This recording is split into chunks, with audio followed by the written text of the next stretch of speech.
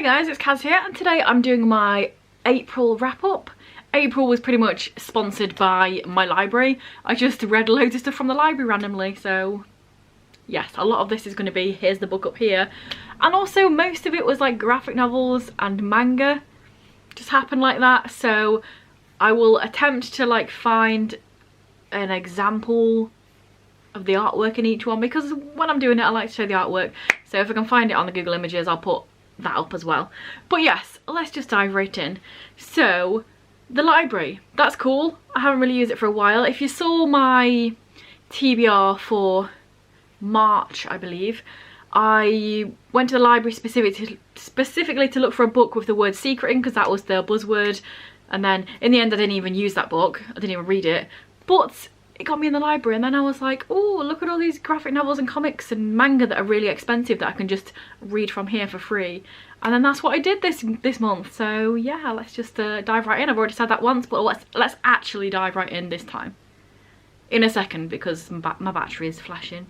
So first of all, I read My Summer Review Volume 1 and 2. Side note, I don't remember any of the authors of any of these books, but it's there so you can see.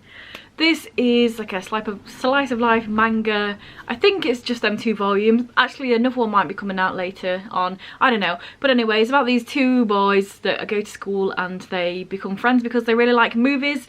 So they spend their times going and watching movies every weekend. And then a romance blossoms.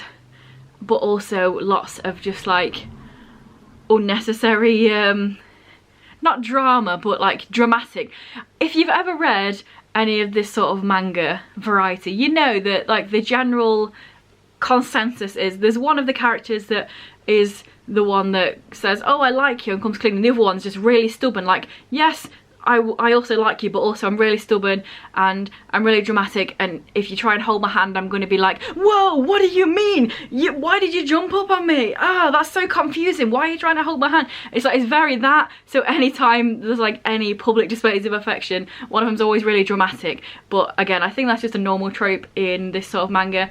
And also it might also be like, without trying to put on any stereotypes, like the culture as well is not very public displays of affection, you know, in those sort of cultures. From what I know, I've never been there, but you know, it's like not the done thing to be all over each other like it is in the West. So yeah, it's very that, but it's fun. It's a fun time, really quick, really easy to read, just a slice of life. They like movies, they go on trips, and each volume is over the span of a summer. So there's one summer, and then the next one is the next year, the next summer.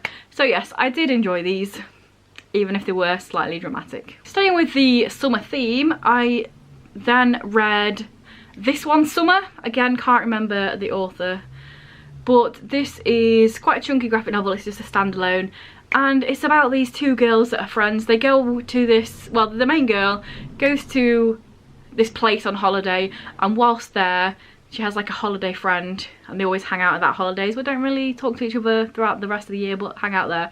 And it's just about them milling around this one summer, over a summer again.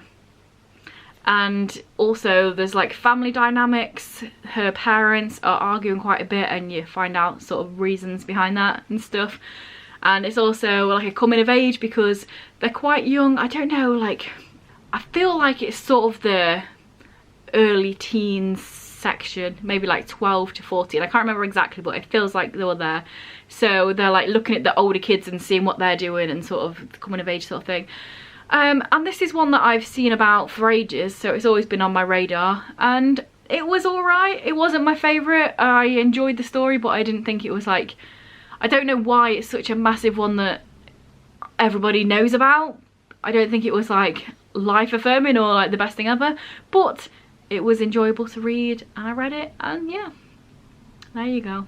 And then the next 2 graphic novels I got at the same time, I'd never ever heard of them, but I thought, you know what, why not pick them up and give them a read? So the next one was Freedom Hospital, and this is, I mean, it's not non-fiction, it's not real, but also it's kind of like realistic in the way that it's set in Syria in like 2012, when the Syria, I don't know if it's a civil war, if you would say, but like the different people in Syria are trying to get power and stuff, and it's about these bunch of characters and different things that happen to them. And as the title may suggest, they have a hospital that's like a secret hospital to try and help people not die. And yeah, with this one, it was like, I enjoyed it, but I don't think it was great. I gave it like a 3.5 stars. I like the concept. I thought it was very interesting and different, and the way it was done, like the start of every, not even chapter, like, there'll be a few pages and stuff, and then the next page at the top it will be like, oh, now like a day's gone by and this many people are dead, and it just like is quite impactful in that way. On the flip side, I wasn't a massive fan of the artwork. It was in black and white, but I don't think it gave enough like emotion in there. So for example, Mouse is also in black and white, but like I felt the emotion with Mouse, but with this one I felt a little bit disconnected with the story. I don't think the artwork helped very much, but I did enjoy it. I'm glad I read it. It was something I'd never heard of, and it was very interesting. And yeah, I kind of learned a bit more about Syria, but also not, because at the start of this I was like, what is it, a civil war? But yeah, very complex political stuff going on, and a lot of characters through there and different things happening and people die and stuff. So yeah, it was good, but not amazing.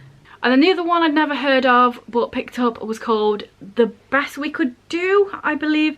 And this is non-fiction, and the author, as a young child, came over from Vietnam to America, and it's about her family and what happened and the different characters in her life, like her different relationship with her mum and with her dad, and she has a bunch of siblings as well. And yeah, it just chronicles the time of when she was young and in Vietnam, and then they had to try and get out. It also goes back in time, so it tells the story of her father and her mother as well, like where, because they came from different places. One of them had a lot more money and lived more of a privileged life than the other, so it was really interesting to see those dynamics. And then, like I say, it shows from when she was younger, growing up, and then having to flee and get out of there and like not get caught because you're not allowed to leave. And yeah, I really enjoyed this one. It was really good. I do think that probably because it was a non-fiction and like it's about this woman's life, so you could feel the emotion, you could feel the different characters, you could feel how she felt about certain things. Like she had different feelings towards her parents, and it's very complex because relationships are complex, and I think that it was portrayed really well in the story, in the book, in the graphic novel. So yeah, I do think this one was really good, and if you ever see it anywhere, give it a read because it is really interesting, especially if you're into non-fiction, if you're into graphic novels. Definitely my favourite of those 3 chunky standalone graphic novels that I read. So yeah. After that, I finally read a book that I own. Imagine that. So I read 16 Souls by Rosie Talbot. This is, actually, I think it's a part of a series. I think on Goodreads it's like the blah de blah part 1.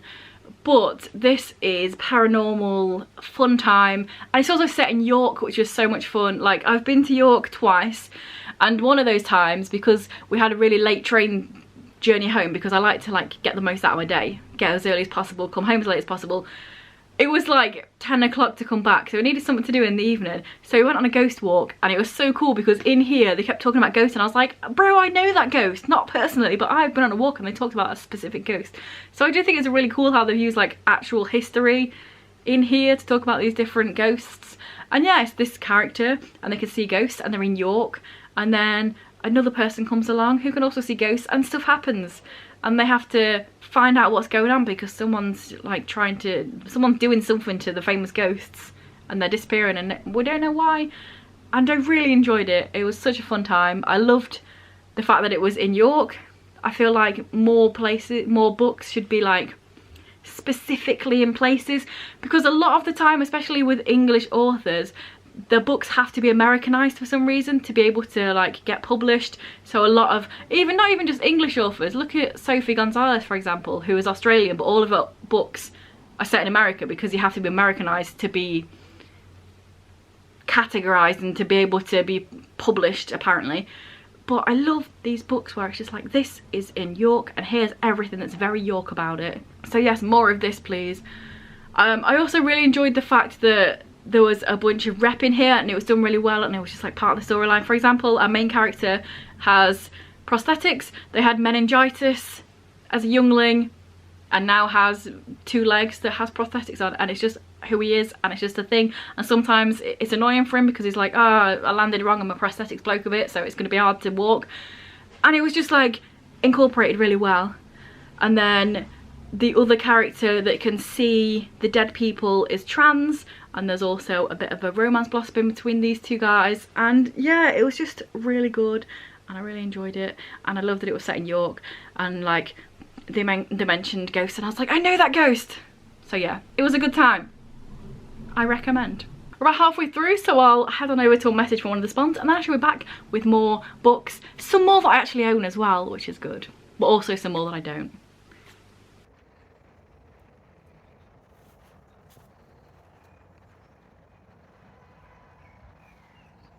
Hi.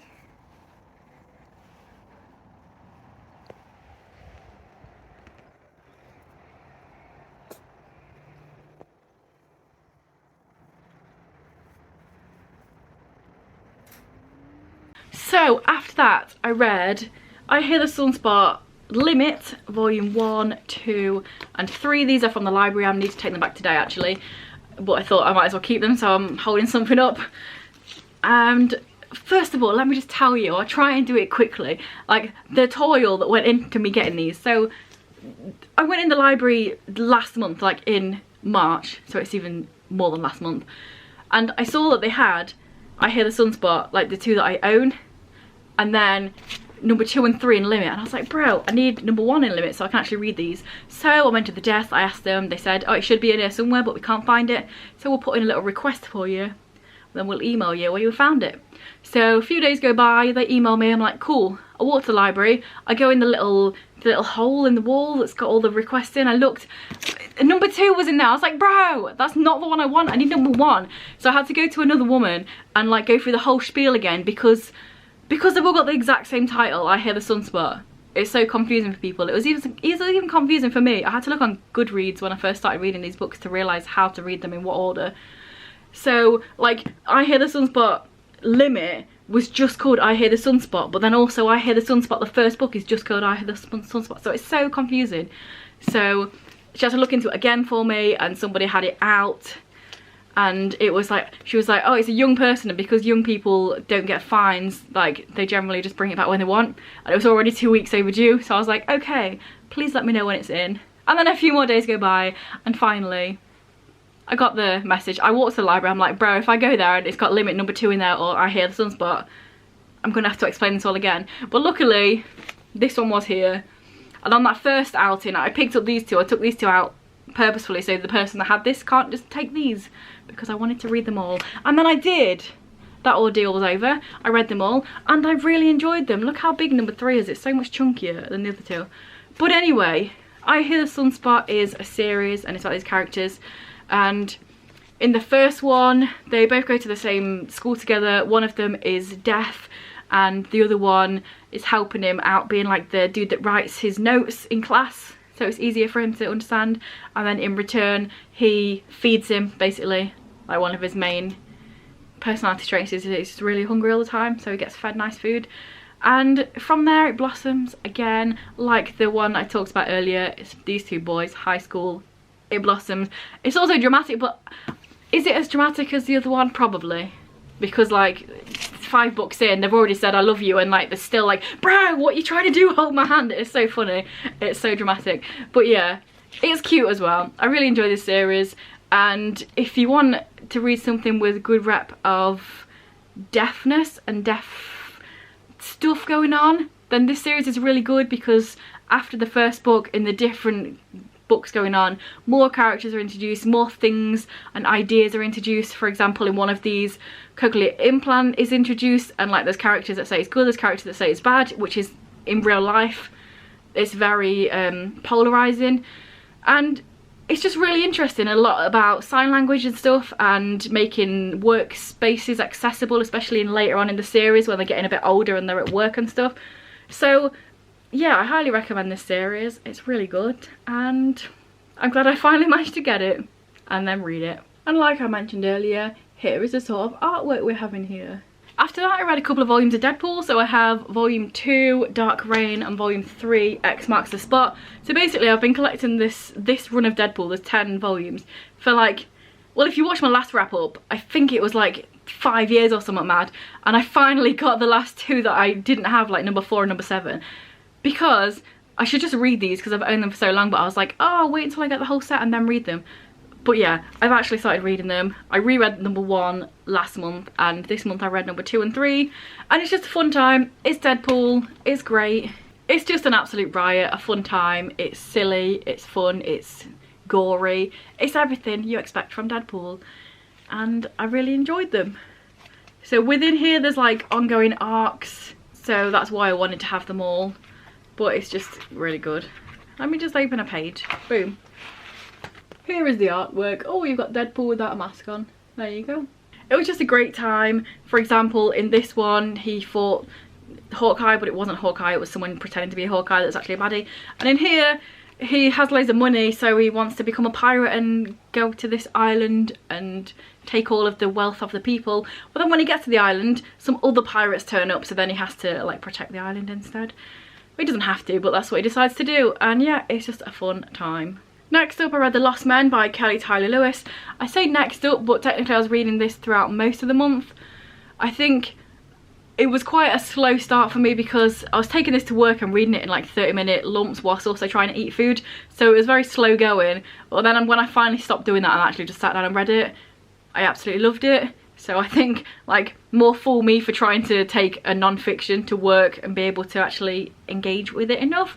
But yeah, this is really good. So I'm sure you've all heard of me talking about Shackleton and Endurance and stuff. Well, this is the other boat that was in that same expedition that people don't really talk about. So in that expedition, I'm going to try and keep this small, I'm sorry. In that expedition, Shackleton wanted to go across the South Pole from one end to the other, but he wouldn't have had enough food, he wouldn't be able to take enough food there. So there was another boat, the Aurora, that docked on the other side of the Antarctic place, and there were people there that were dropping off food on the way, so as he travelled over, he wouldn't die.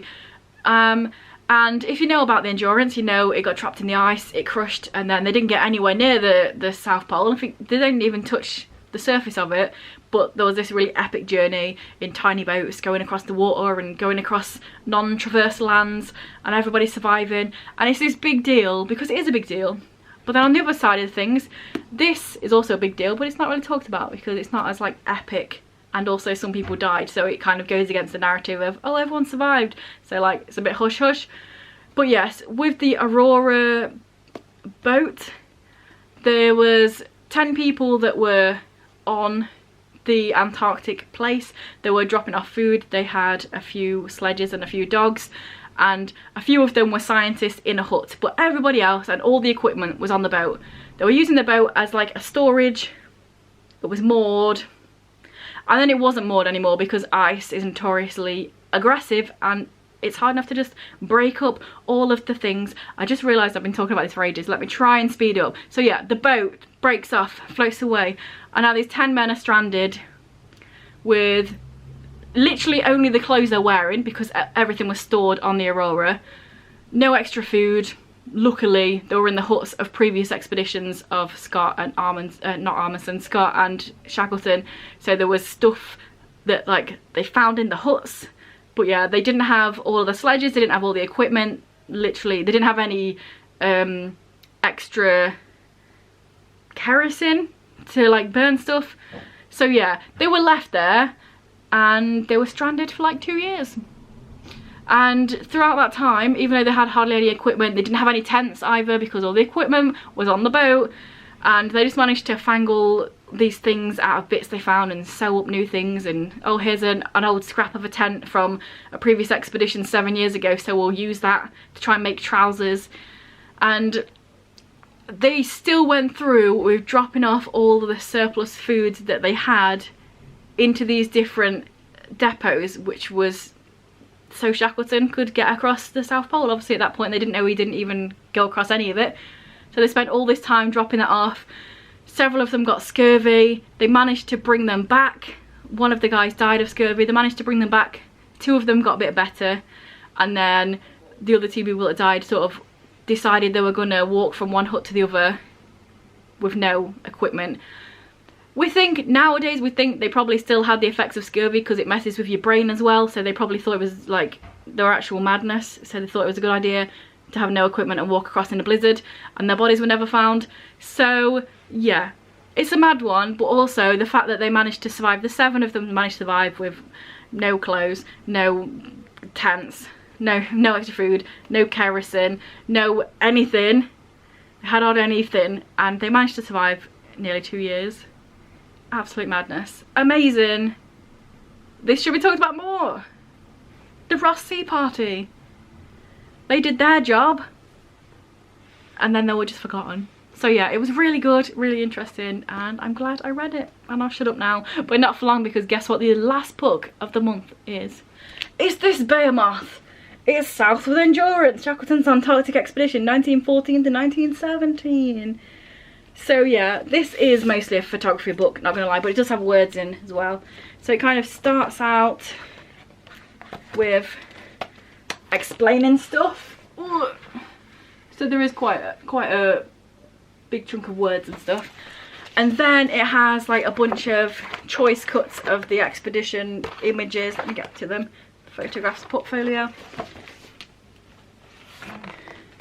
So it has the pictures, loads of ones of the doggos, just the land, just randomly flip to another page, stuff, things, bits. And then it has some more words at the end, and then right at the end it has like every single photograph that survived from the expedition. And yeah, it was just really cool. So this was, obviously it did talk about endurance, and like it was a very brief sort of overview of what happened, but then it also goes into the life and the work of Frank Hurley, who was the photographer, and it goes into a little bit of his backstory and what he did after this and before this, and it shows some photos as well. And yeah, it was a really cool time. I have a few more big photo like coffee table books, so I'm gonna actually like get through them and read them properly from end to end. And this is a really fun time. Again, this is one that I sort of looked at throughout the month as well, but it was a really good time. And I mentioned the endurance, I don't really have to go into it. Their boat got stuck, it got smashed. Everybody had to get in 3 little boats and were in the water for like 4 days consecutively. And then most of the men stayed on an island. Shackleton and 2 other people went to another one, sailed even further in a tiny boat, and then had to go over a bit of land that had never been gone over before, so they didn't know what it was about. Get to a whaling station. The whaling station then sent a boat and tried to get all the other men, and then it failed like 2 or 3 times because it was too icy, and then finally they got and all of them survived. So yes, there we go. That was the end of all the things that I read in April. Hopefully you enjoyed that. It was a bit of a random eclectic one. There's a lot of comics, graphic novels, and then just a bunch of non-fiction at the end. But yes, I had a good time. Hopefully you did. Let me know down below what you read, if any of these sound interesting. Any of the words, say them down below, I'll reply. And yeah, like if you want, subscribe if you want. I'm going on holiday next week, so there will be a vlog at some point. I'm saying this now so I don't wait for like 4 months like I did with my October Gdansk vlog that I put out like 2 months ago. But yes, there will be a vlog. It's Italy. The weather says it's going to rain every day. I'm looking forward. So yeah, see you in a few days with another video. I won't be here, but I'm sure I'll film one just for you and it'll come out and you can watch it.